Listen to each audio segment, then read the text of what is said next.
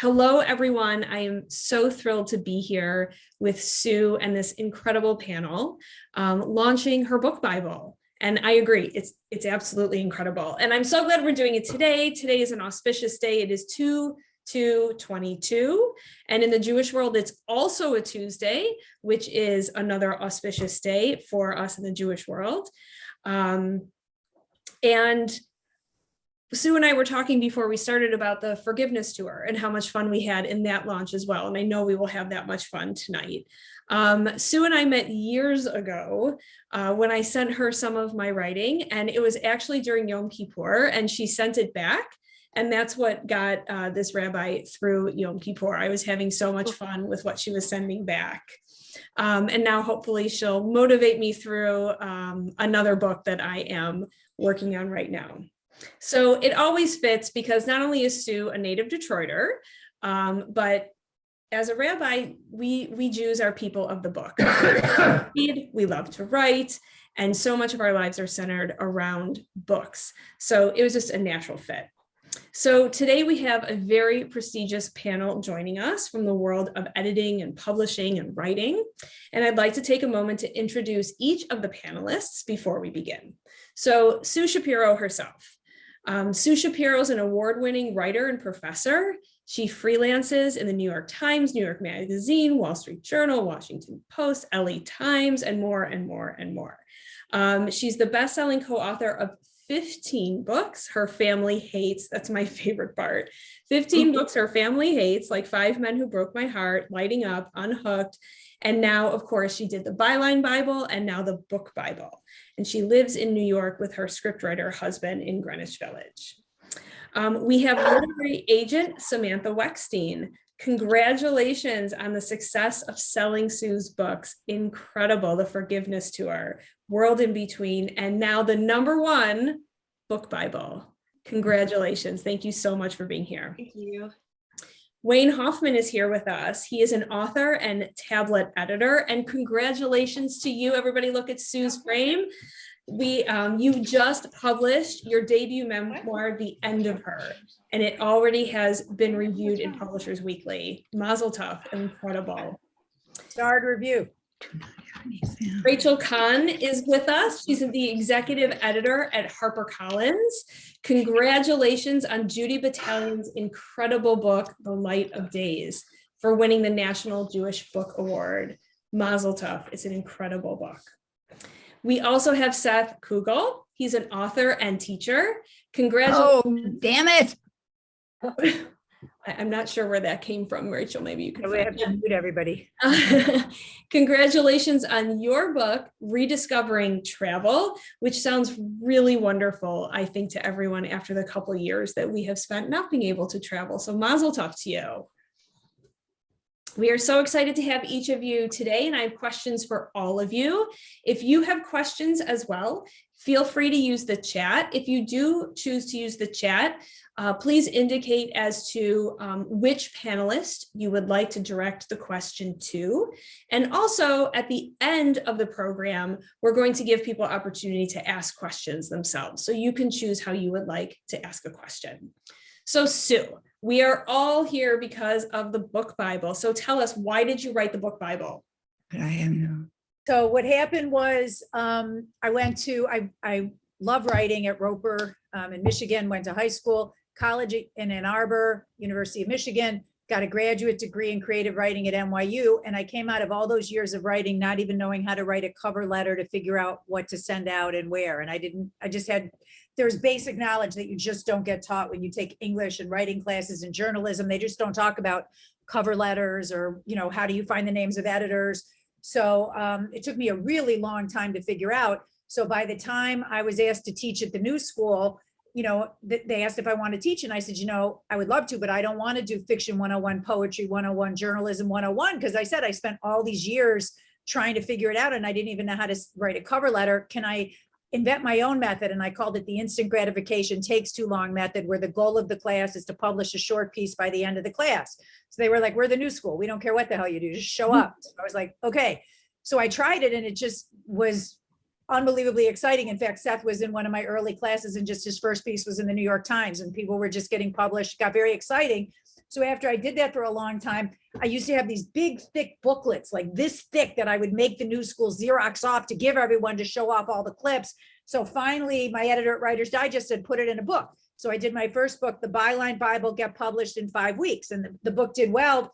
And so the editor said, do you want to do a sequel? And it turned out a lot of my students who had published short pieces, those pieces led to books, including Seth, who wound up being a travel writer at the New York Times. So the second book I decided was The Book Bible, How to Sell Your Manuscript No Matter What Genre Without Going Broke or Insane, where I basically tell all the bizarre little weird factoids about book publishing that nobody ever tells you. In fact, somebody read it and said that it's actually publishing porn, which I thought made me really happy. But anyway, so that's how it evolved. It's kind of like everything you wanted to know, but that no one else will tell you about how to get published, and in this case, how to do a book. But how is it different than the other books you've written? How is it putting this book together different? Well, it's really, I mean, luckily I've done this for so long, and I've helped, I think I have students that have published 150 books in the last 10 years, with advances between $1,000 and $500,000. So luckily I knew all this information, which was great. And the best thing about it was, I always say writing's a way to turn your worst experiences into the most beautiful. So the best thing about it for me was that part of the reason I've written, I actually am the co-author of 17 books my family hates in 8 different genres. And part of the reason is because they never sell that well, so I did memoirs and they didn't sell. So then I tried novels and they didn't sell. And then I co-authored books and they didn't sell. So it's actually not a great thing that you dance around. And I was so afraid it would make me look like this literary dabbler with ADD. But it turns out the one great thing for doing so many different genres is that it's great to help students and clients and people that are starting out, because I have a great overview for what the genres are and what they entail. So I guess it was my way of taking all my mistakes and all the craziness and everything that's really happened over a 40-year career and trying to make something helpful out of it. Is that what you mean when you say genre fluidity? Genre fluidity, yes, because a lot of times what happens is, say, for example, a student will say to me, I've been working on this memoir for 10 years and it doesn't sell, and see, it doesn't work, and they just don't want my book and they're ready to give up. So what I say is, tell me about the project. And in my own case, I've had memoirs that were rejected that turned into comic novels. And I had a couple memoirs that were rejected that I added research and they turned into self-help. And I've helped people who, if you have a memoir where most of the action takes place when you're 16, 17, or 18, is it a YA book? So yeah, so sometimes I'm able to help people if they have a book project and it doesn't necessarily fly. I'm personally an expert because I will not give up on a project until I figure it out. So I'm really good at figuring out, and I do a book class, How to Sell Your First Book, a 5-week online class. And we do this a lot. We sort of figure out, if it doesn't sell in one genre, what genre might be better for you, or what do you have a good platform for? So what's the best thing about writing the Byline Bible and the Book Bible? What's the best thing about those? Truthfully, my favorite is when I get people that email me and say, I'm in the Washington Post because of you, or my first clip was in the New York Times. Or, I remember when Seth got a staff writer job at the New York Times. It's exhilarating. And what happens is, I've been doing it so long, because I moved to New York and I was 20, and I would, my first clips, I remember going screaming, running through Midtown to get all the Cosmopolitan magazines at the newsstand. And it was so exhilarating. I've been doing it so many years that maybe it's not quite as exhilarating for me, but when somebody else starts getting published or does a first book or does a debut book, it's really exciting. So a question just came in for you, Sue. What internal hurdles have you experienced within yourself that you had to overcome and transform so that you could persevere to get published? Such a good question. Yeah, well, you got to look at all my books, because so many of them are about therapy. So my second memoir is Lighting Up: How I Stopped Smoking, Drinking, and Everything Else I Loved in Life Except Sex. And that was about how I went to therapy. I had a great addiction specialist who thought that I was sort of clogging up my brain with smoking and drinking and self-destructive stuff. And I had to sort of get rid of all my destructive habits in order to figure out books. And then I wrote about it, of course. In fact, at the end, after I started publishing books, the shrink had always wanted to publish an addiction book. So after we were done with the therapy, I helped him do a self-help book that we did together that wound up being a New York Times bestseller. So it felt very, so I've done a lot of work. In fact, I have writing groups that give me really tough criticism and really tough love shrinks, and I rewrite constantly. And my husband's I think I married him because he's such a brilliant critic. So. Well, I think that your perseverance shows perseverance pays off, right? And being willing to be flexible. It may not have been what you thought in the beginning, but it could be something great in another form. Yeah, there's a phrase I tell my students, which is the harder I work, the luckier I get. Oh, I like that. I like that. That's great. So let's get into some of the nuts and bolts. How do we do it? How do we make these kinds of things happen? Like what are the processes? So we have wonderful panelists who have different perspectives and on what they do. So Samantha, can I ask you, what is the benefit of going to literary agents and not directly to editors? Well, in traditional publishing, a lot of editors won't even consider a submission unless there's an agent attached to it. And an agent can be beneficial in that way, but also in many others. I tend to edit everything that crosses my desk before I even send it out. So we spend time polishing a project, getting it to a good place. So I think that can be valuable. And then we're the advocate for the author. We negotiate on their behalf. We try to get them a better deal. If there's a sticky situation that comes up, we fight for them. And, you know, it can be very awkward and uncomfortable to work directly with the person that you're having a problem with or in conflict with. And so it's nice to have someone who is able to intercede on your behalf and who will essentially do the dirty work and you know, help you every step along the way. This is someone who knows the business inside and out, and so they can answer questions that come up that you have. So yeah, there are a lot of benefits to going the agent route. Mm-hmm. What do you think the biggest mistakes are that aspiring authors make? Goodness, I just think like a lot of it is like an expectations situation where, you know, you think you get an agent and that now you're going to be an uber success. And being on submission, I think, is just as hard as querying in a lot of ways. And you know, one of the things that makes Sue so special is her persistence and what she was just talking about before. And I think every step of the way, you have to have that persistence and that drive, even after you've had some success, even for your second, third, fourth book. And I think that can be challenging. So obviously we have an audience of writers and everyone in kind of in that field, but what do you think? Do you think people should go through the manuscript wish list to find out what kind of books people are looking for? Is that a good route to go? Yeah, I mean, I love Manuscript Wishlist. They have a great website. They have the hashtag on Twitter, which I use all the time. I also use it to find editors sometimes that way. Most agents will have like profiles on their agency websites, publishers marketplace. Query Tracker is an amazing resource. It has like every agent, all their genres, and also like response times. People leave comments, and I think that can be very reassuring. And so yeah, there's a lot of great ways to find agents who are looking for what you're doing. So that was one of my questions actually, is if someone doesn't hear back, is it okay to ask? Is it okay to check in? Or should you take that as I'm not going to get back to you? I think it's totally fine to follow up. Don't follow up too soon. Like I would give it 12 weeks. I think like, you know, everyone's super backed up. Some agencies say like a no response means no. And in that case, I probably wouldn't follow up, but like I respond to every single query. So I really don't mind when people follow up as long as they're okay being patient. I think that's fair. I think that's fair. Thank you so much. So a lot of this starts with a pitch, right? The pitch is so important. So Wayne, how do you write a pitch letter? Okay. So I've spent most of my career as a journalist and as a journalistic editor. I'm also on the other side of the desk when it comes to books. So I have some experience on both sides. I can tell you as a journalist, as a journalistic editor, how to write a pitch letter, the key elements, and they're not complicated. And while it's not exactly the same when you're pitching an agent or a publisher or an editor with a book, the basic principles are the same. There are 5 elements of a pitch letter, and a pitch letter is not that long, but there are 5 things in it. What's your story? Not what's the topic. What's the story? What's your angle? What is it you're pitching? An interview, a piece of poetry, a humor piece, satire, an essay, a 5,000 word feature. What's the story? What's your angle? And then the big 3. Why you? Why me? Why now? Why are you the person to write this? Why am I the person to take this? And why is this the time to run it? Those three things. And each of those things might only be a sentence, but those are essential.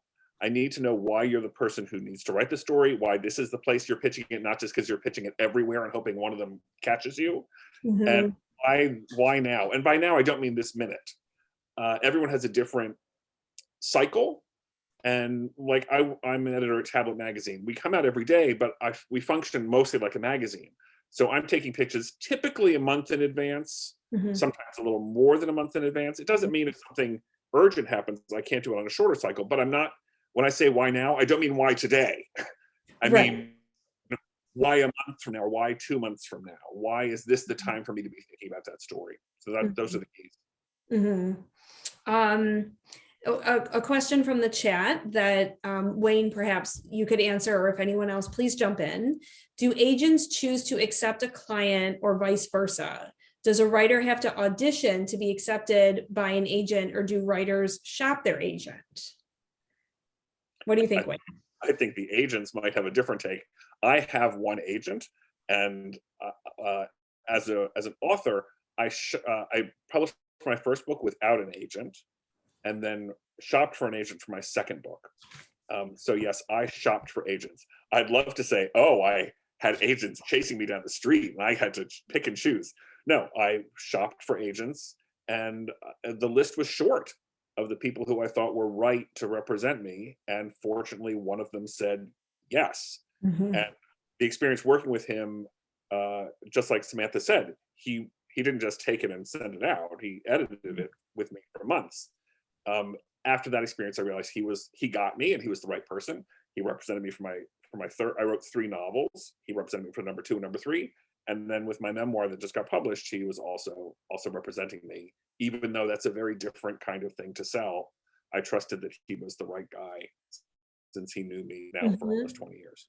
Can you tell us about your new book that just came out, The End of Her? Sure. The new book is called The End of Her: Racing Against Alzheimer's to Solve a Murder.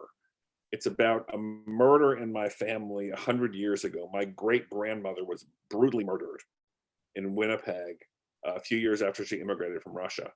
The story that was handed down in my family was bull. It was nonsense. It was clearly not true. When my mother was diagnosed with Alzheimer's a decade ago, my mother is named in memory of her slain grandmother. And I thought, I'm a journalist. I'm going to set this record straight. I'm going to find out what really happened to your grandmother. Like, it'll take me a week. It took me almost 10 years to find out what happened and the truth. And all the while I was digging around looking for clues to solve this 100-year-old murder, my mother's memory is disappearing, and my mother is basically disappearing. And so I keep reaching out to try to reconstruct the family that's been shattered for a century. That's the book. Sounds funny, right? When I read the description, I was fascinated, because the idea of someone losing the memory that you need so desperately, it's fascinating. Yeah, my mother was a fantastic storyteller and she's still alive, but she's no longer telling stories. A hilarious person. I wanted to capture her in the book, not just who she's become, but who she was. At the same time, I'm trying to figure out what on earth the truth was about this horrible moment 100 years ago that is reflected in my mother's very name, and to try to pick up the stories she can no longer tell. Well, thank you so much. I think we all know what's in our queue now. You can see in the chat, everyone's talking about how fascinating it sounds. I'd like to ask Rachel, because The Light of Days is also a book about kind of reclaiming and recapturing history that, if not researched and told, might not get told. Tell us about your experience with Judy Battalion and making that book come to life. So Judy's book was sent to me as a proposal by her agent, and I read it and just immediately connected with it, had to have it. I was just coming off the success of the book Hidden Figures, and which I also edited, and so I think part of the reason that I got Judy's book on submission from her agent, who I had not actually met at that point, she sort of called me up and said, I know we haven't met, but I know you're really interested in like women's history that has not been told. And I said, why, yes, I am. And so that, you know, that for me, that idea of looking at something that we think that we really know a lot about, because it's the Holocaust has been sort of extensively covered in fiction and nonfiction, you know, but this was like, as Wayne said, like, this is the angle, right? This is, you know, she's telling us, what is this? What is the story? Why do you need to know it? And why is this angle different? And so I immediately plunked down a lot of money to sign up the book, and then Judy went off to write it. And I think you know, it took a couple years. She wrote the book. I think we each had a child in the middle of the writing of the book, and then we were sort of poised to come out. The original publication date of the book was supposed to be June of 2020. And we kind of went, okay, the world is really on fire. Are we going to be able to get any kind of coverage for this book in the media between the pandemic and everything that's happening with Donald Trump and the impending election? So we actually kind of at the 11th hour made the decision to delay the publication. And there was a lot of heartache and service that like went into making that decision, but it was such a good decision, because I feel like when the book came out, people were really ready to receive the message in a way that maybe they just wouldn't have had the bandwidth for in spring of 2020. And it's interesting because I ended up actually reading the young adult version. Oh, did you? Yeah, I was so curious because, you know, Sue talks about fitting into different genres. Was that the original plan to have an adult and a young adult, or did it just become like we have to do this so kind of teens, tweens can ingest this story too? So the original plan was just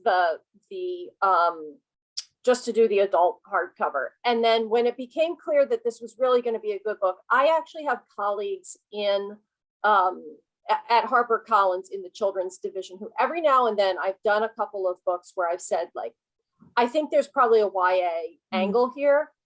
So they did Hidden Figures with me for a YA audience. The Compton Cowboys by Walter Thompson Hernandez was another piece of adult like reportage that they then did a YA version. So that came after the hardcover, but then they actually did come out simultaneously, and it's a middle grade book, so it's kind of intended for slightly younger readers than the traditional YA, and in that case, so Judy was racing to finish writing the hardcover, and then the editors at Harper Children's actually hired someone to come in and like really work on the YA version, because it's a lot to take 150,000 words of nonfiction and create something that's appropriate for a younger audience too, because obviously a lot of the content is extremely troubling. So it's they had a really good professional come in and do the work with Judy. Actually, we published a piece in Tablet, a piece I assigned about this very book and how Judy tried to adapt it and the publishers tried to adapt it. So if you want to read some of what Judy had to say about what the process was like for her as a writer, I put the link in because I loved both versions of the book and I wanted to find out what that process was. Well, Wayne, if you don't mind, would you? I emailed you. Would you put the links to all the books in? So yours and Seth's and Judy's too.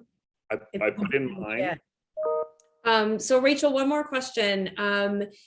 Do most debut either fiction you can answer or nonfiction you can answer? Do you need the whole manuscript?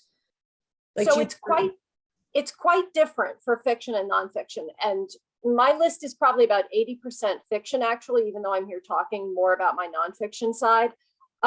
For nonfiction, I almost always buy based on a proposal. And then the author goes off and does the work. Every now and the only difference is like maybe sometimes for a memoir, the author will have put the whole thing down on paper, but not always.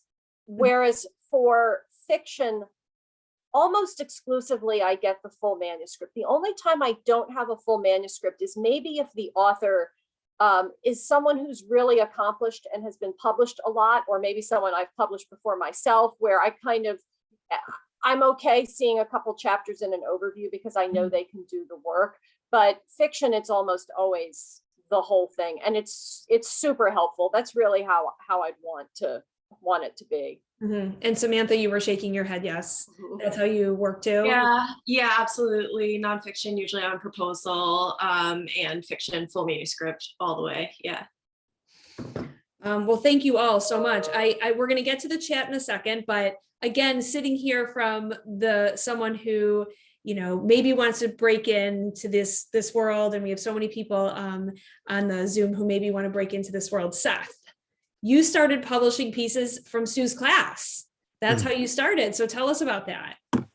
Yeah, I often say with no irony whatsoever that my entire career change was due to Sue. I was 28, I think, and I took her class, and she knows exactly what you got to publish, and she gave us these assignments and a top 10 list and a essay about humiliating yourself and all this kind of stuff. And as I love to say, I faxed my story into the New York Times, and they accepted it. It was like the top 10 worst Christmas gifts you can buy on the internet. And it was so long ago that it was hilarious to imagine that you could buy weird stuff on the internet. Today, that would be the most boring story of all time. So I broke in with Sue. I started writing quite regularly for the New York Times about New York City, and eventually went to writing about travel, and then became a travel columnist for the Times. And finally, eventually did a book. Now I guess before I get any more questions, I would say it is very hard to write a book.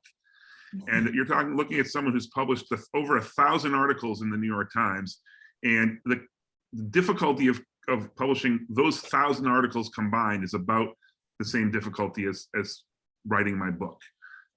It's a completely whole different ball of wax. I see some people nodding with me. It's like being an Olympic sprinter and then trying to become an Olympic marathon runner. So if anyone needs to know how hard it is to write a book and how to overcome those difficulties, feel free to get in touch. So we had talked about before we admitted everyone just how much everyone needs this book, because we all probably want to get back out into the world. But did the pandemic make everything go kind of sideways for you when the world stopped and everyone stopped traveling? Yes, in fact, I pretty much stopped writing about travel. I put in a pitch to the New York Times travel editor and said, hey, can I write a column about virtual travels and ways to travel from your own living room? Because there's, of course, many ways to do that now. I was rejected on that pitch. And I just started writing about other things and teaching online. And I also do a YouTube channel about Brazil. So I kept on doing that. But pretty much I'm just finally back with 2 travel assignments right now that I'm writing for my editor.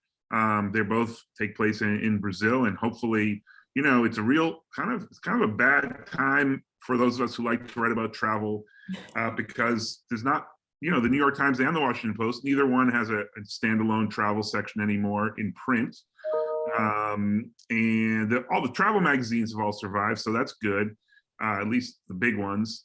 But yeah, it's a tricky time in travel for writing about your first person piece about a great trip you had. That said, tons and tons of people are writing stories about travel, the difficulties of travel, COVID and travel, and a whole new genre of journalism about travel in the last 5 or 10 years is the ethics of travel. So beyond just sustainable travel, but is travel itself sustainable? Why do people travel? Is it a elitist thing to travel when most people in the world can't? There's a lot of really interesting stuff that's actually in some ways more interesting than travel.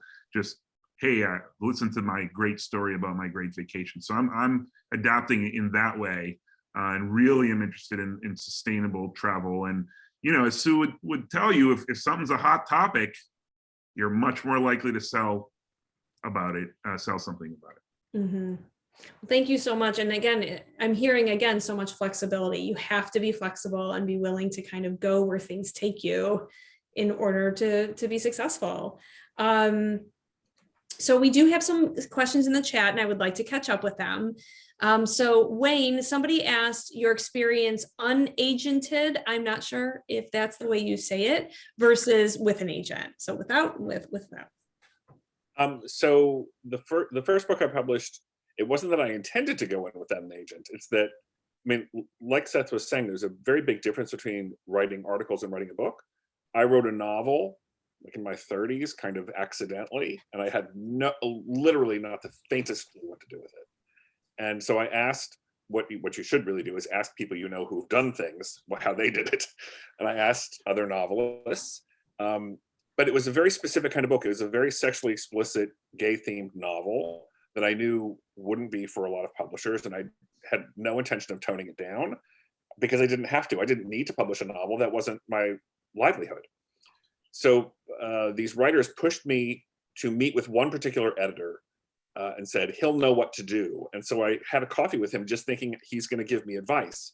And instead, after coffee, he said, give me the manuscript. And I did. And 6 months later, he said, I want it. And I gave it to him. But the next time I wrote, so that was it was a good experience. I mean, I met with one editor and he bought it. It's a pretty good experience. Mm-hmm. But the next time through, I had written something that was much more mainstream and accessible. And I thought, this time, I might have a better chance. So let me try to find an agent. But mm-hmm. then that also adds to the length of time you spend trying to get a book out, which, by the way, takes years as opposed to minutes, hours, or days when you're a journalist. So I again asked for advice from people who I knew and said, not only who is your agent, but who do you think your agent would be someone who would want to work with me and who I'd want to work with? Because the agent who's right for your book doesn't mean the agent who's right for my book. And I got recommendations from different people, and one name kept coming up again and again and again. And I said, that's a sign. Mm-hmm. So what was it like working with an agent the second time through? It meant I had another pair of eyes, actually multiple pairs of eyes at his agency, because he had other people also read my book. And that was good. I realized I liked his edits, which is important, not just being edited, but having an editor you like working with.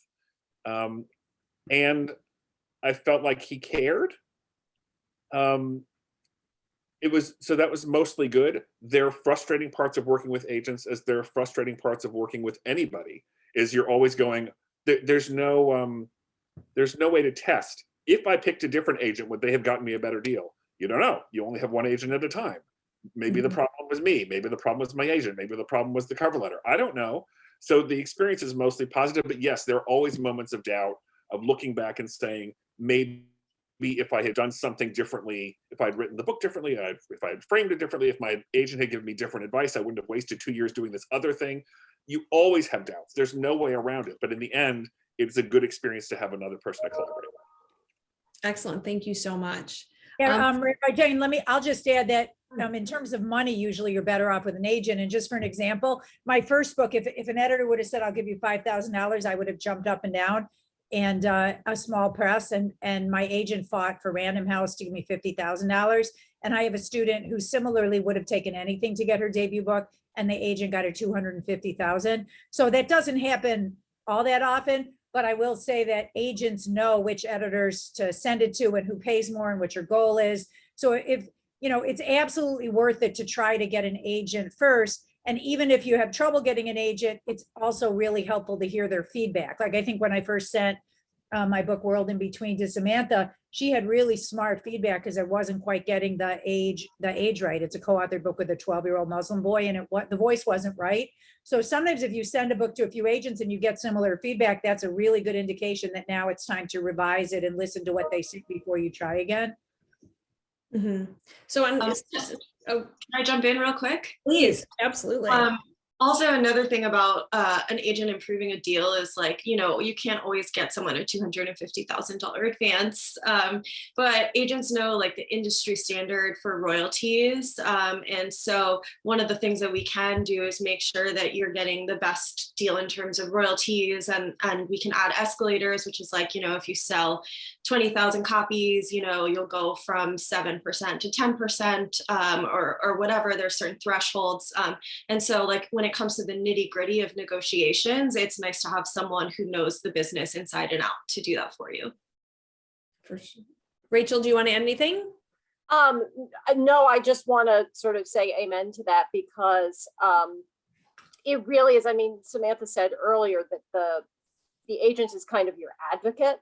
They're also in a lot of ways the career manager. So many authors may have the same agent and have different publishers over the course of their career. And it's really great if you can have like that one person who really is your champion.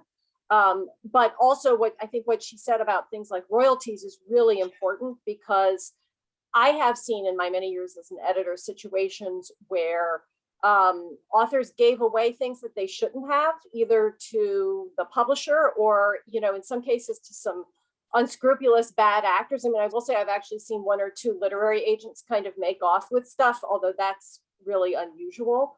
But none of us just, unless you've had many years in the business, know what things are like standard royalties or rights reversion clauses, or,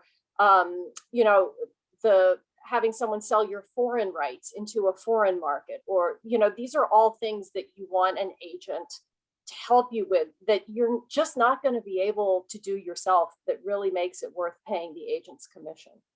Mm-hmm. Thank you. Thank you.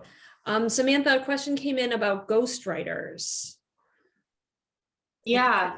What about them? Just the advantage, is it good to use a ghostwriter? What does it mean when you use a ghostwriter? Yeah, I think that they're a lot more common on nonfiction. And I personally don't represent any ghostwriters, but my former boss, Al Zuckerman, had a full stable of them. And it can be really great when you have like an expert on a topic, like a scientist or someone who's not necessarily a writer, and you bring in someone whose job it is to take that person's brilliance and turn it into something really readable. And so I do think it can be great to use a ghostwriter. Just make sure that, you agree to the terms ahead of time and you have a collaboration agreement in place, so that if something comes up down the road, you're prepared for whatever would happen. Yeah, by the way, Jen, you might want to mention ghost editors, because that's the kind of thing that a lot of, especially new writers or people in other fields, could really benefit from, which is you guys could pay. My favorite ghost editors are agents, editors, book editors, or former agents and editors, and you can hire them to kick your manuscript in shape. And I've done that. That's like a secret weapon that I do. And actually, I know Sam sometimes, when she has time, she'll do that for YA and MG books. So if anybody wants to email me, if you want information on how to work with a ghost editor, but that's a fantastic way to make sure that your manuscript is professional enough before you even go to agents. So I'm at profsue123@gmail.com. And if anybody ever wants a recommendation for a ghost editor, because I would say, so I've sold out of 17 books, I would say I've used ghost editors for most of them, and people who specialize in the right genre. So if anybody wants to go that route, I highly recommend it. And Samantha, there was a request to put in the chat some of when we talked about like manuscript wish list and the other places that you think people could go to kind of get direction. If you could put that in the chat, there are some people who kind of missed it as it went by. So some of these questions I think have been answered kind of as we're going along. And also panelists, if you have a chance, people are telling their stories, kind of like the projects they're involved in. And we have an 81-year-old memoirist who's just writing down her life right now, which is pretty cool. All right, Rabbi Jen, can you address, there's a couple people asking about ghost editors versus editors. Okay, please go ahead. I mean, I can explain it. An editor, just generally like someone like me, I'm on the staff of the publisher. So you would work with me after I sign up the book. a ghost editor is a little bit like a ghost writer, hence the name, in that that's someone who is going to be kind of your silent partner, who's going to help you either before it can really be at any point in the process, either before you look for an agent, or an agent may say, you have a really great idea, but this needs a lot of whipping into shape. And so they would hire someone, and it's usually someone the ghost editor is paid directly by the author for their work. That's the main difference. Thank you. Can I jump in?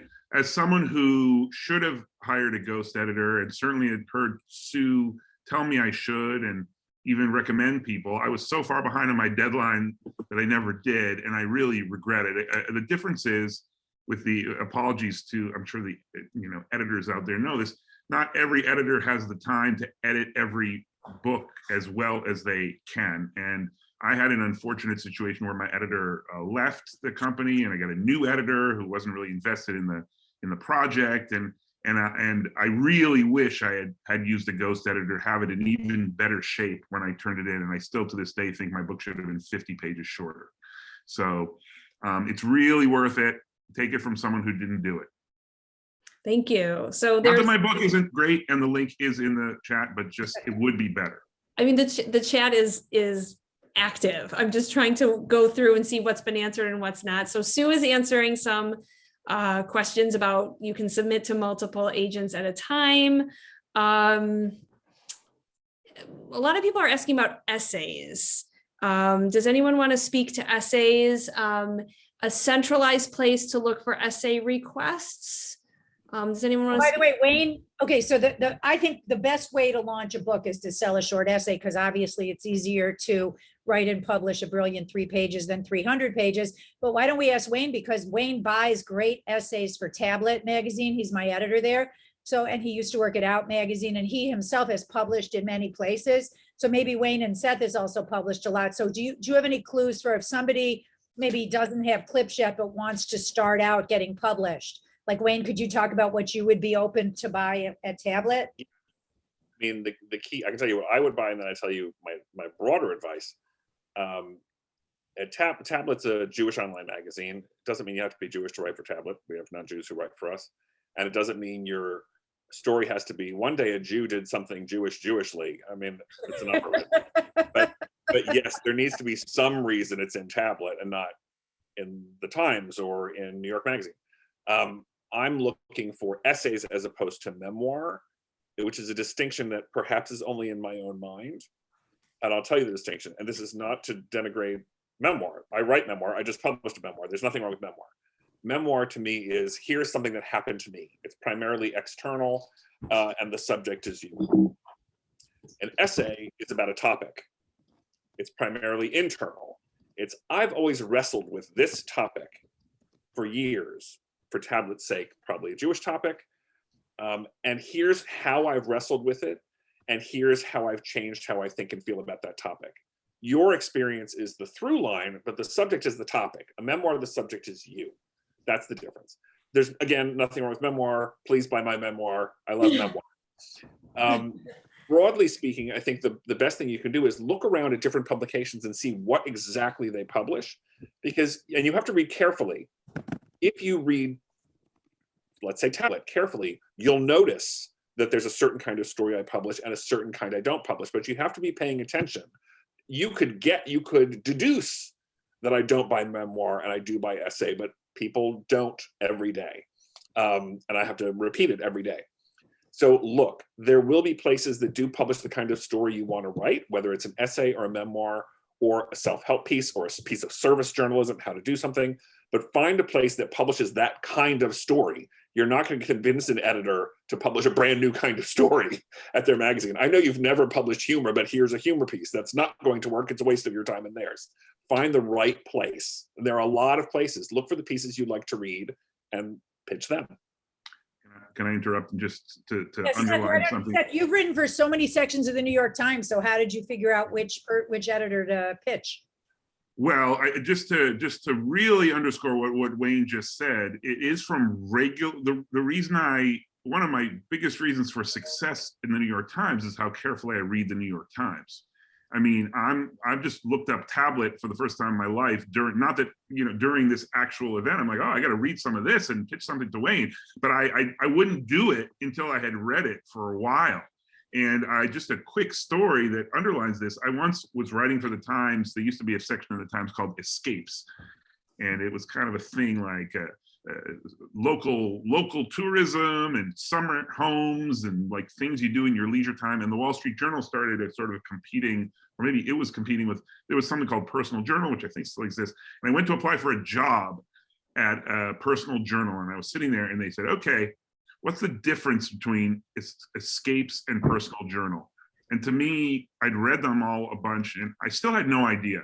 Like editors have a very specific idea of what their own publication is that you can only get by reading it regularly for a long time. The other thing I would say is when you are reading it regularly for a long time, think of what like these essays or make you think of, and then do something that's sort of related, or do something that you're in the right mood to think of an essay for this publication when you've just read a bunch of essays for this publication. So Seth, somebody asked that you mentioned you're teaching. Do you offer online classes or only in person? No, if anyone needs online classes, it's all about Sue Shapiro. All about Sue Shapiro. She's cornered the market. I teach at NYU and I teach at something called the School of the New York Times, which is great, and it's for high school students and recent college graduates. But I don't teach as of now. My mother was the one. She said, "You're going to do great online." I'm like, "No, I hate it." She's like, "Shut up and try it." And I turns out I love it. In fact, Jen, you took my online class and sold a great piece. Yeah, I've taken a bunch, and I always want to take more because you're still fun online because you're you and you're so energetic and you're so excited. You published that great piece about doing a Zoom funeral. I love that piece. Yeah, I did a Zoom funeral, and it actually, a friend of mine, my colleague Rabbi Jen Later, it came up in like an alert, and she screenshotted it and sent it to me. She's like, "Oh my God, Jen, it's an alert," and I was really proud of that. I was really proud of that. So by the way, if anybody wants to learn how to do short essays, so my book Byline Bible, which I think is now like $14. If you can't afford it, email me and I'll send you the computer version. But I really break down how to what short pieces, what 3-page pieces editors want, how you pitch them, how do you write a cover letter, how do you find them, and even what happens afterwards and who pays and stuff like that. So it's not hard to do. In fact, in my 5-week online classes, I would say half of the people publish during the 5 weeks. So it's not that hard to publish a 3-page piece. In fact, I see a lot of my students here that have published great pieces. It just turns out, in fact, Stacy just got her first clip. Claire, you got a clip today. Lisa Weiss had some great pieces in the New York Times and Washington Post. So it's really not that hard. It just, you have to understand about 50 stupid little factoids to figure out how to do it, but it's not that hard. And I think it's a great way to start a book, because if you, because that means you already have, who your audience is, you already have a title, a subtitle, an editor already likes it, it's already been edited. So it's just like, I think it's a great way to start.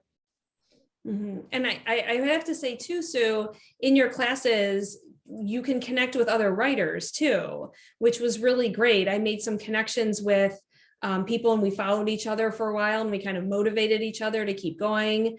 And that's really valuable too. Well, also, by the way, the best thing about Zoom is because in my Sell Your Book class, I have 15 different editors and agents who Zoom in. And it's very rare that, even now to have Sam and Rachel to be able to ask questions, it's sort of rare that you'd get someone at that level who could really, answer specific questions for you. And in my 5-week classes, I know I've had Wayne Zoom in. I have 15 editors Zoom in from all over the country. And it's, my shrink always said to me, hang out with people you want to be. So it's just so cool to be able to interact with people on that level. And that's a good way to get rolling, I think.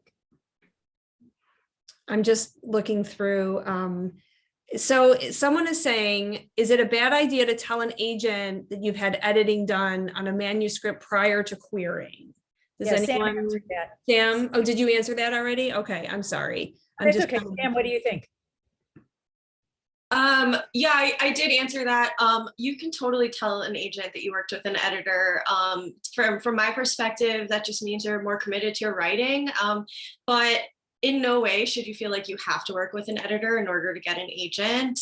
There are a lot of ways to do it for free. What Jennifer was talking about before, writing groups, writing friends, get those critiques, trade your manuscripts with other writers, and get that feedback.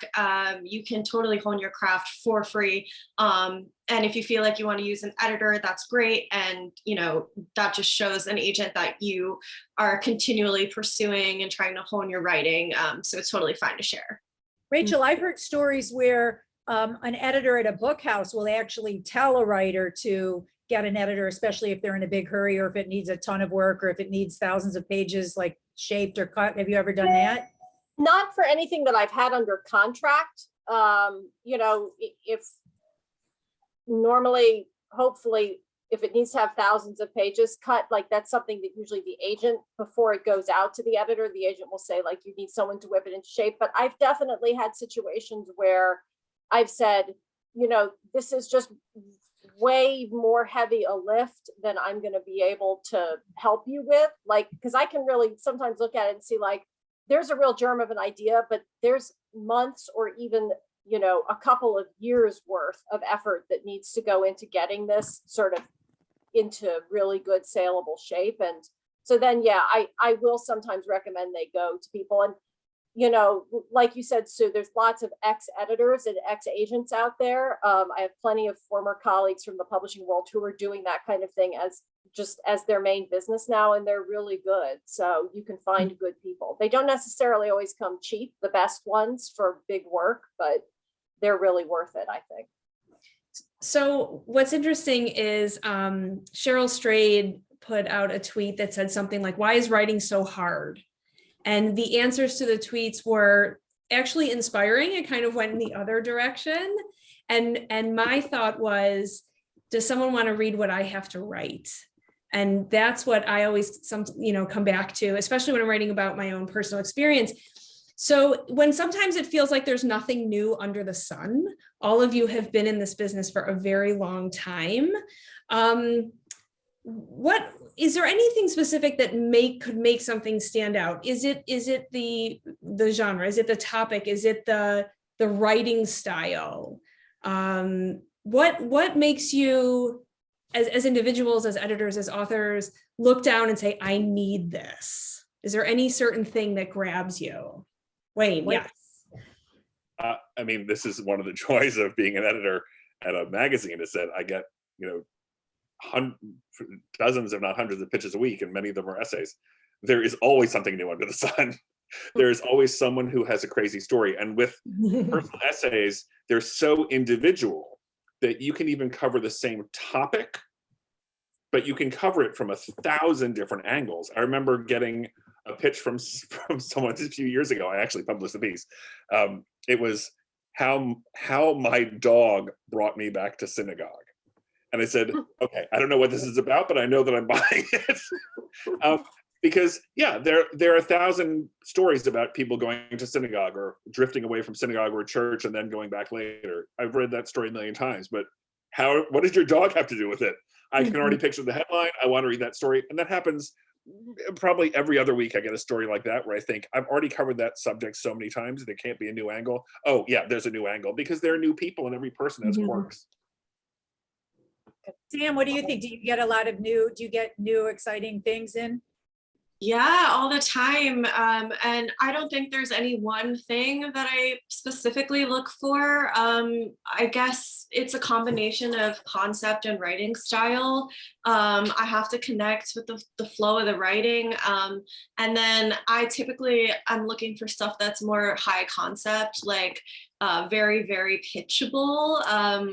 Like I always like to use red, white, and royal blue as an example. Like I think that concept is like so pitchable, like, the son of the US president falls for a British prince. And like, that is so easy to describe. And it's such a fun premise. And so projects like that really stand out to me, and stuff that's really timely. Like if it's addressing something that's going on in the news, then that's great. Although with publishing timelines being at least a year out, it's not necessarily always important to be writing to a trend or writing to the moment. And so I guess what's most important is, your craft, your writing style, your voice. Thank you. Rachel, what do you think? Rachel, as a book editor. For me, it's really the voice, whether it's fiction or nonfiction. If that comes across really strongly, that's kind of everything for me. And then I also agree with Samantha that like the elevator pitch is really important, and it's a cliche to say it's like it's X meets X, and like on one hand we all kind of hate that kind of because it feels really reductive. On the other hand, it's so useful, and if the agent only has a couple minutes to get to you, and the editor only has a couple minutes in the editorial meeting, and the salesperson only has a couple minutes with the bookseller, like we all wind up using those kinds of like elevator pitches. So for me, one of the things that I think authors can really do to help themselves is to really refine that. Like if I say, what's your book about? Or the agent says, what's it about? Like, give me a sentence and make it a really good sentence. And that will get me interested. I'm so glad you said that, because in my book class, that's one of the things that I could definitely help people with is title, subtitle, and the Hollywood movie pitch. And what you have to remember is, as an author, like, okay, so first I'm trying to sell it to a newspaper magazine editor, then I'm trying to sell it to the agent has to sell it to the editor, but then the editor has to go to the marketing people, and the marketing people have to go to the bookstore people, and the bookstore people have to go to the critics. So if you find a way to talk about your book, and I started writing at 20, and I didn't really get my first hardcover book until I was 43. And I remember working on the pitch, and it was a memoir, 5 Men Who Broke My Heart. And I remember that when I finally came up with about a 40-year-old journalist who goes back to meet her top 5 heartbreaks of all time to find out what really happened. It's a book for anyone who's ever wondered what happened to their first love, or second, or third, or fourth, or fifth. And the minute I wrote it, and I read it to a couple of people, and they laughed and they got it, I thought, okay, that's how I pitched it. And that actually became an ad that they wound up using for the book. But so I would say that I love what Rachel said. So definitely title, subtitle, and Hollywood movie pitch, even a short piece. That's a really great thing that you should spend time with. And another thing that a lot of my students here have figured out is for short pieces, even make it timely. So for example, Stacey Danowitz is here, and she wants to write a book about things that happened in her evangelical childhood. She's working on a memoir. So she had a piece that just came out in Salon that was called The Eyes of Tammy Faye Help Me Reconsider My Painful Evangelical Childhood. So that was like a perfect hook. And Claire, who's spent time in the Ukraine, just had a piece out today on, what you don't know about the Ukraine, where she talked to friends of hers. So that happens all the time, that if you have an experience that is that connects with something going on in pop culture. Another student of mine sold a piece yesterday, which was, she's a plus size, and she wrote about how she wants to be negative about body positivity, and she used euphoria. There's a character named Kat in Euphoria, and she just, the minute she wrote the headline, you knew it was going to get published, and it was in Mike magazine. So even if you're worried, oh, my experience is too mundane, or other people don't have it, the minute that you could find something in pop culture in the news that it relates to, that's a good way to sell a short piece. And once you have a good publication, that helps you get an agent and a book editor. So figuring out who your audience is, and figuring out how to make it more timely and universal, I think is a really good thing to think about. I think timely is something that you impressed upon all of us when we were in your class.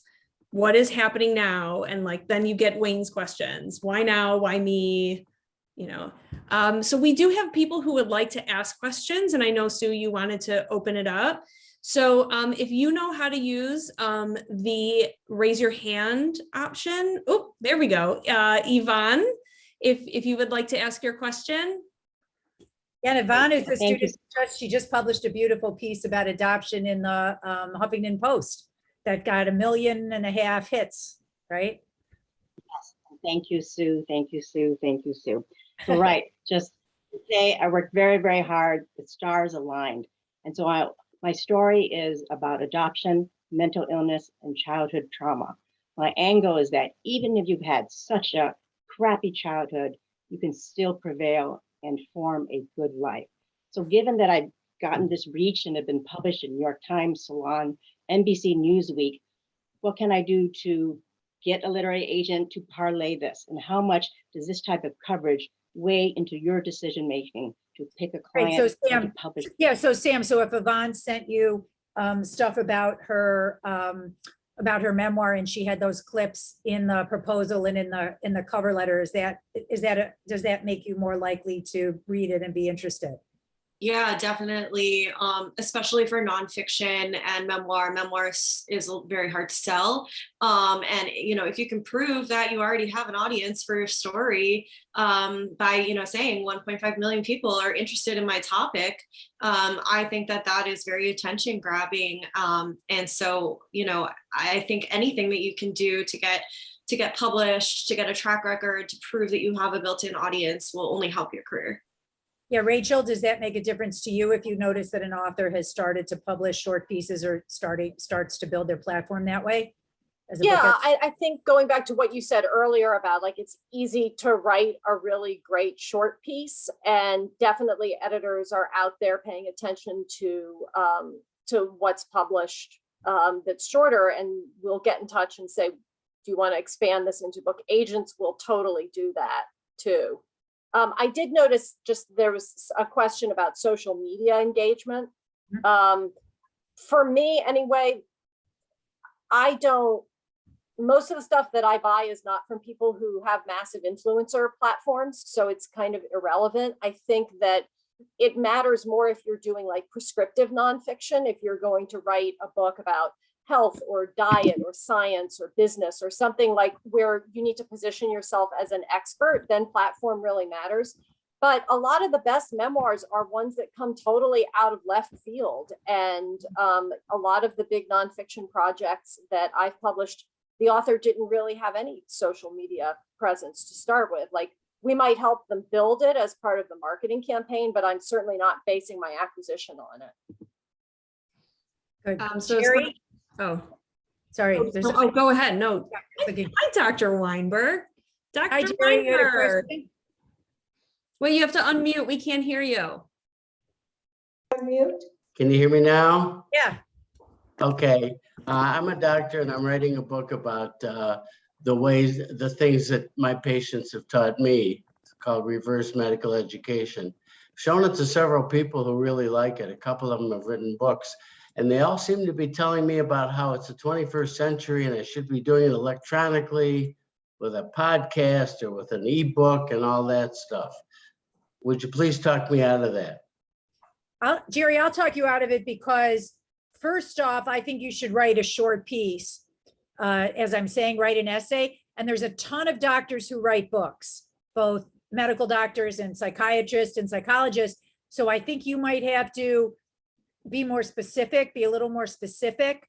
So if I were you, I would try to think of a short essay that you could write, maybe a specific story about something one patient taught you. And I don't know if there's a lot of, just for example, the New York Times has the opinion section.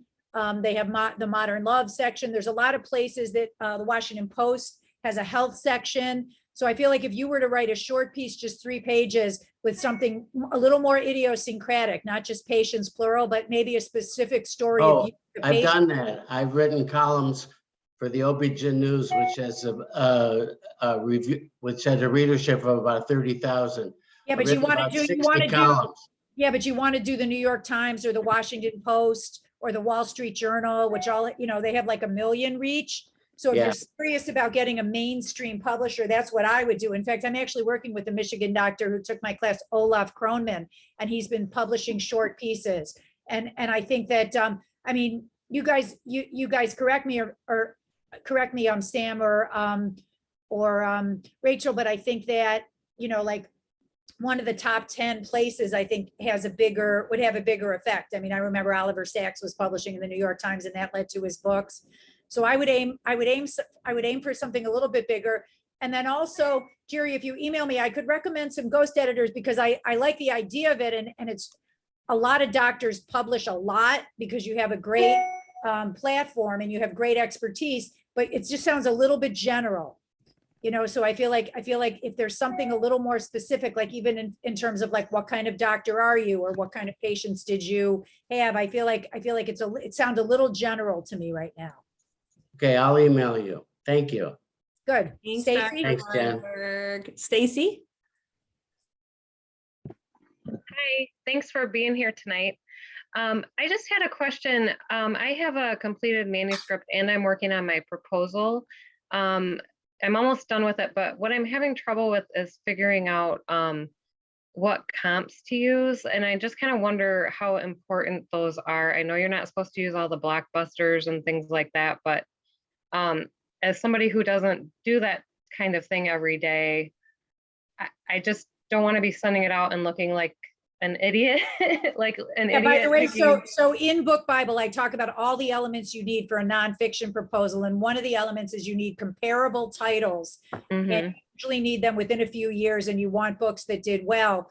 So let's ask the agent and editor, Sam, how important are comp titles, and do they have to be current, and do they have to be books that did well? I'm actually one of those agents who I don't really need comps in the query letter. Like if you can't find a good comp, you don't necessarily have one, but they become important later on in the process when we're pitching and when editors are talking to sales teams, because when they're trying to figure out whether or not they can buy your book, they look at other books that have been similar in the past and how they've done. And that helps them figure out if they're going to invest and how much they're going to invest. And so comps are important in that way. And in terms of like putting them in a query, I think they can be used for two different purposes. And one is like to communicate the flavor of, like it's the, adventure of X meets the romance of Y.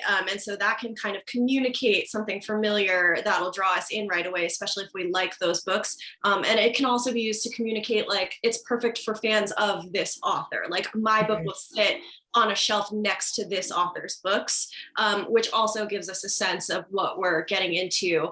And so I think they can be really useful tools, but I don't know at like the very early stages, they're as useful as they are later down the road. I actually remember Sam helped me with mine, and the for World in Between, which was a middle grade immigration story. The editor of one of the books that I used as a comp title bought the book, and I think it was because we compared it to them and we said how much we love that book, but here's a male version that's a little bit darker. So it can really help. Rachel, as a book editor, how important are comps to you? So they're important to me at a couple different stages. There's what I call editorial comps, which are sort of what we're talking about in terms of, what is this book similar to? Which audience is this book intended for? So, is this, and that's where you really, and that's where I think early in the process, you want to be able to say, this is like all of these other books that have done well. This is for the same readership. That kind of positioning, I think, is really important. Where it gets really granular is later in the process, where I have to break down for our sales force, not just what I call editorial comps, but what are called like sales comps, which are usually within the last 2 to 3 years. And so they don't necessarily need to be a book that editorially, thematically is the same thing. But if I'm pitching, something as a big breakout kind of novel by someone who's been successful, I might use a comp like Mexican Gothic. And that's not because the book itself doesn't need to be a Gothic, but it shows sort of, we would want to publish our book in the way that book was published in order to break the author out. There's lots of sales comps in that way where it really has to do more with how you publish the book, but that's later on in the process. So really what we're talking about is just really knowing where your book sits in the marketplace. And I would say that it usually is helpful to have sort of fresher comps. Like I really don't want someone pitching me a novel for women and comparing it to Bridget Jones' Diary, because please don't. That was a long time ago. That book occupies a very important part in the landscape, but it's not a book that I think readers today, there's a lot of other things that have come along. So maybe talk about a book like, Red, White, and Royal Blue, which is like one of my favorite books of the last couple of years, right? So, but that's the kind of thing, like you want to show that you've been paying attention to what's doing well in the market and how your book sits in it. That's Basically, really all I would use Made and Educated. I would use for yours. Rabbi Jen, do we have time for 2 more questions? Thank you. Okay, Kevin. Hi, everyone. I'm Kevin. So I sent my acting instructor some of my pieces from Sue's course, He was saying keep writing, which I've heard, which is good advice. But he was saying he saw the comp titles, which were recent. He was saying don't read anything that's like not 75 years old or older in terms of memoir. And I feel like maybe it's not the best advice. I know for comp titles it's not, but in terms of writing style, do you recommend reading recent works or, you know, just to span whatever inspires you? If you want to sell a book, I would read what's very recent in your genre, because otherwise you're not going to know what's going on. And by the way, I've had a lot of students who come to me and say, okay, I have this great idea for a memoir. It's about how I quit drinking for a month. And I'm like, okay, you do know that if you go to the bookstore, there's like 20,000 books on that subject, many bestsellers. So where does yours fit? And in my case, by the way, when I went to read a whole bunch of them, I found out that nobody really wrote about quitting cigarettes as the main topic. So I actually changed mine based on what I saw was current in the addiction world. So if your goal is just to read and have fun, go to the classics and just to learn. But if your goal is to sell a book right away, I would say read what's going on. Thank you. Cheryl, is that a last question? Cheryl Silver. Thank you. Okay, thanks. Yeah, quick question. Well, maybe it's not such a quick question. I'll try. Having written a weekly career column for many, many years, and considering what's going on in the post-pandemic world right now, I could do a nonfiction book about job hunting and marketing yourself, changing careers, but I'm feeling compelled, and I'm in the midst of a 30-day book accelerator with Sarah Cannell. I don't know if you know her. She wrote. She's also had some best-selling. Well, her first book was a bestseller, and she is an author. Your question. So my question is, the book that I'm in the middle of actually is a memoir, as it turns out, with a sort of a bigger message. I lost my sister to ovarian cancer 22 years ago. Her name is Johanna, Temple Israel member, as a matter of fact, and to ovarian cancer. And there is now a federal law named for her that I'm responsible for having proposed and helped shepherd through Congress, et cetera. And the book is sort of the story about, you know, the love between two sisters that and the effort we made to try and save her life. And then when she died, I felt compelled to use the platform I had at that time at the Washington Post to do first a special section on women's cancers to educate the public about, you know, most women. Question? Well, so the question is there a market for this? I mean, I'm doing it more out of a sense of, you know, that one can move beyond grief to a greater good. And that's an example of it. I've collected stories about people for years. You know, Cheryl, it's kind of like editors and agents and audience has to fall in love. So it's a great subject. If you could write about it, you know, if you could write a brilliant book about it that's really compelling, you could sell it, you know. But so I wouldn't say that there's any subject that you couldn't write about. Memoirs are harder now than they used to be. But it sounds like you have a great story and a great platform. Like I said, my guess, just to even check out, could I ever get a book deal, is I try to write a short piece on the topic and see if I could sell it.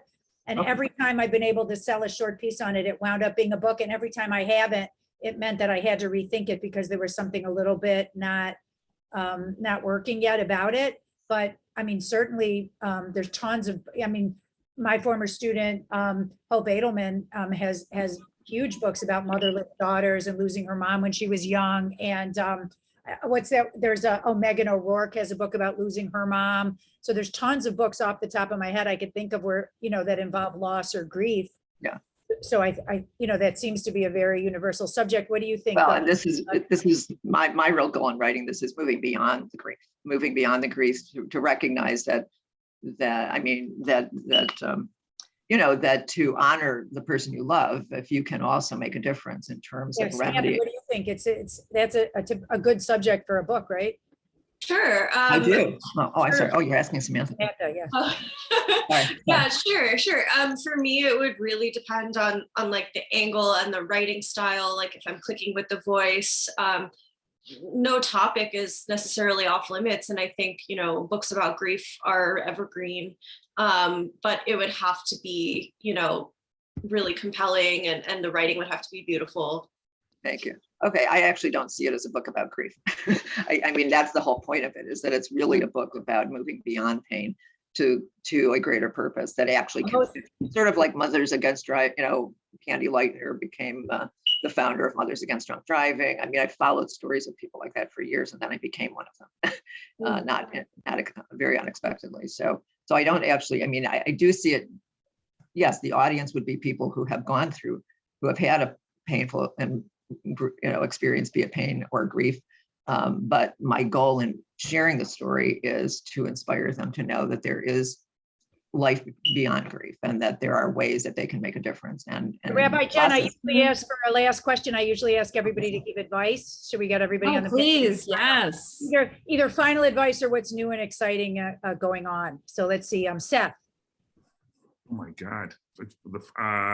I would say, I'm not sure if we've gone over this before, but definitely write about what you know about. If you can claim to be an expert in anything, then that'll get you a large step of the way towards if you haven't written anything before. Cool, Wayne. Sound legit. Be specific. Be you. Be you. Be you. Be you. Write the thing that no one else can write. Whatever it is about you that's unique, write about that. And Wayne, do you have any upcoming events for the end of her? I do. You can go to I'll put my website in the chat. I'm just starting my book tour tomorrow night in New York Good luck. City. I'm doing the Northeast first. I'm just now planning California and then Canada. But because of COVID, things got held up. But the Northeast is open, and I'll be starting things tomorrow night in New York City. Fantastic. And Rachel, aside from Judy Battalion winning the National Book Award for Light of Days, do you have anything else exciting that just came out that we should be buying? I have a couple of books that I'm super excited about that are coming out in the next couple months. A big debut novel called Hope and Glory that's by a British Nigerian author named Jendela Benson. It's her first novel, and there's a big TV deal behind it. And I have a wonderful novel coming out in May that I think big things are going to happen for, called The Change by Kirsten Miller. And she's someone who pivoted from the world of YA, and this is her big adult debut. And the elevator pitch is that it's like Big Little Lies meets Witches of Eastwick, where women in midlife develop strange new powers that help them take on evil in the world. So yeah, those are among the books that I'm excited about for the spring. Thanks for asking. Do you have any final advice for people that are, you're one of the rare editors who does fiction and nonfiction. Mm-hmm. So when you say reading the kind of books you want to be writing, what's good advice we could give people that have book ideas? Just really be able to position your book well in the marketplace, but when you get ready to go out with it. So you really need to be able to say why your book is, why people are going to want to read your book, where your book is in the marketplace, who it's for, and why people should be excited about it, whether it's fiction or nonfiction. Cool. Samantha. Yeah, well, of course, I would plug the Book Bible, which just came out. I had another book come out in February by my author, Lonnie Forbes. It was a third in an amazing YA high fantasy series that was super exciting that if you're looking for something fun, you should all go check out. In terms of advice, my favorite advice to give is that in the opening pages, one of the things I look for is emotional connection, whether that's nonfiction or fiction. I think it's like the fastest way to help me understand your character or you if you're writing a memoir. And so I would say, like, let us know always what your character is feeling, especially in those opening pages. We should be taking their emotional temperature, and that really draws me in. Cool. And I would say that more books have been selling during the pandemic than before. The numbers are astounding. I have students that are selling books left and right, and also newspaper magazine work. It's still really happening. I don't know, people are reading more, maybe they're home more. So I feel like it's absolutely doable. And email me if anybody has any more questions, propsue123@gmail.com. And I'm teaching great online classes, which are similar to this. You get to meet experts and ask them Q&As, which is what's, I think that's so exciting to be able to do this. And thank you, Jen. Rabbi Jen, I was just remembering that one of my last in-person book events was that great event I had for Barbie at your at the temple. Mm-hmm. And we said, God willing, we'll do another maybe this fall. Oh, I hope so. Together in person, which would be so nice. Yeah, well, thank you, all of you. Mazel tov, congratulations on all of your successes. It was so nice of you to give your time and your expertise. I mean, I don't know if you've been able to kind of follow the chat, but people are so grateful. This is really a world that if you don't know how to navigate, it can be really overwhelming to even know where to start and to get good answers to questions. So thank you all so much. Thank you. Yes. Thanks, Thanks Mara. for coming, Thanks for coming, everybody. Guys.